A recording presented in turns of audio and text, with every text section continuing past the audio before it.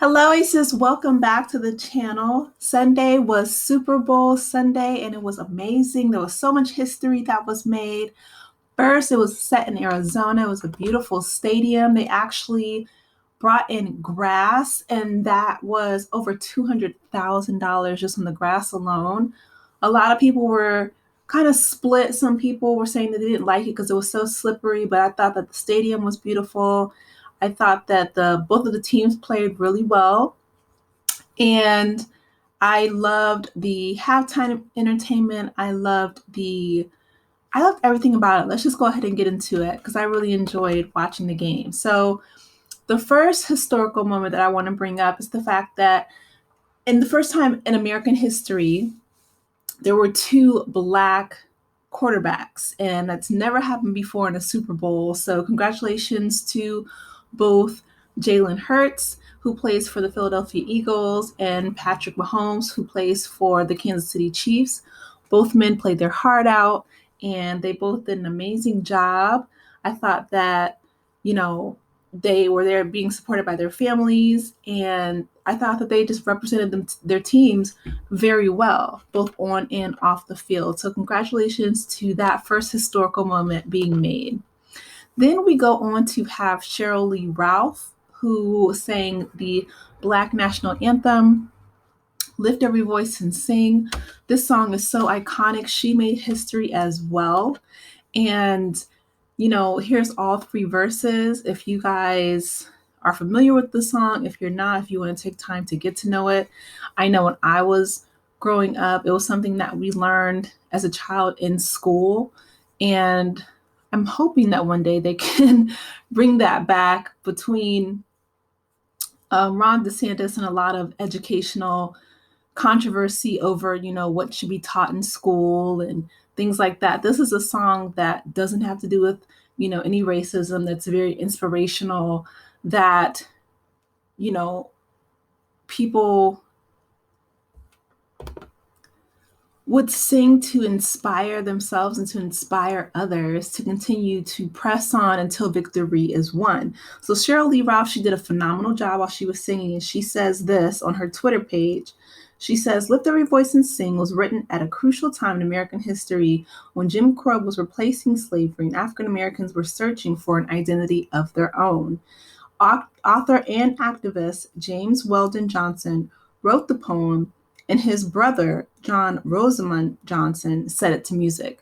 So this was a family creation of two Black men coming into their own during the time of Jim Crow. And, like I said, I see it sung at, HBCUs, and I've seen it sung at, family reunions and gatherings. Folks would sing it during church services.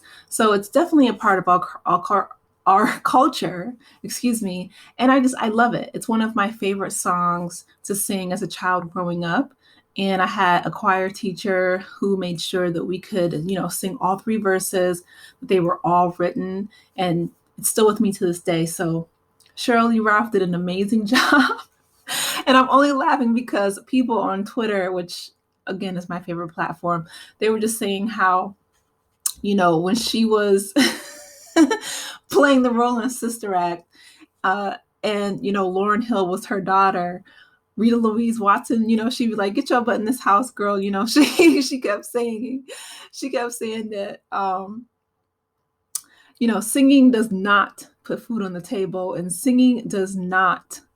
And it was just so funny because people were on Twitter saying that she was the one talking about how singing she didn't want Rita Louise Watson to be on the corner singing her shoulda, coulda, wouldas. But there she is singing, when in fact Sheryl Lee Ralph is one of the original Dream Girls, and she killed the performance. So congratulations to Sheryl and her family. They did an amazing job. Here we have the icon of the night, Rihanna, who, of course, in my opinion, first of all, she killed it. I think that she did an amazing job.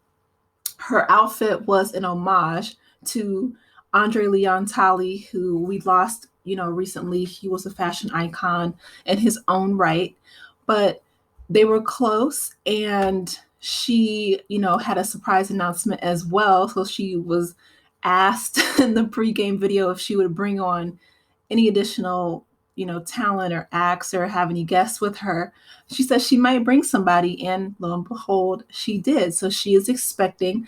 Congratulations to Rihanna. I wanted to wait a little bit before I made this video because I wanted to be sure. I feel like there were speculations, of course, back and forth, and social media was on fire in regards to whether or not it was a true baby bump. And her representatives confirmed that she is in fact pregnant. So I just wanted to make sure, because there's nothing worse than, people speculating if a woman is pregnant or not when she's not. So congratulations to Rihanna. This will be her second child with A$AP Rocky, and her first little boy. I made a video about when she had her first baby as well. He's cute as a button. So congratulations to Rihanna and A$AP and their growing family. I hope that her delivery is safe and that her and her babies are happy and healthy. Another historical moment that we have is Justina Miles, who stole the show. She was so energetic. She is the first deaf woman in history to be a sign language interpreter at the Super Bowl. Congratulations to her as well. People are just making history left and right. I'm so excited. All during Black History Month too. Oh my goodness. Congratulations. But Justina Miles, she stole the show. She is an amazing interpreter. She was keeping up with Rihanna, and she was so full of energy and life. I loved her, communication with the camera. I mean, she was just so hype. I loved her energy and her whole vibe. So congratulations again to Justina Miles. She was amazing to watch alongside Rihanna. And finally, right, we have the end of the game, which the Kansas City Chiefs, they pulled it through. They became victorious. They were the underdog.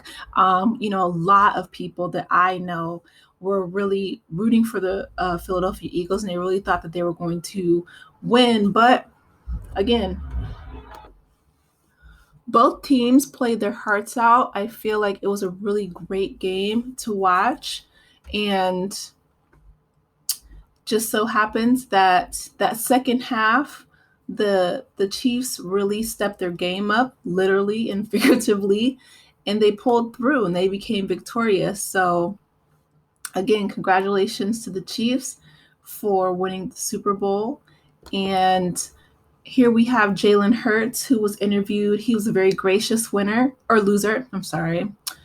See what I mean? I was the Eagles. I was pulling for the Eagles too, you guys. I apologize. But he says, the beautiful part is that we experience different agony in life, and we decide how we want to move forward, how we want to learn. My only direction is to rise. And I feel like that was such a gracious statement in losing the Super Bowl because, he's extremely young, but he's very poised. And I'm hoping that he has many more opportunities to lead a team to the Super Bowl and to become a Super Bowl champion. But yeah, he is a great guy, like I said, on and off the field. From what I understand so far, he's a part of Omega Psi Phi Fraternity Incorporated. So he's a Q, and he, is in a very healthy relationship with his girlfriend. And I just hope that, he continues to have a blossoming career and continues to push forward. Like he said, his only direction is to rise. So continue to rise, Jalen. You got it. And congratulations to the Kansas City Chiefs, everyone who was rooting for them. Let me know your thoughts on the big game. Please like, share, and subscribe to the channel if you haven't done so already. Make some history as well. And I will talk with you later. Take care, Aces. Bye.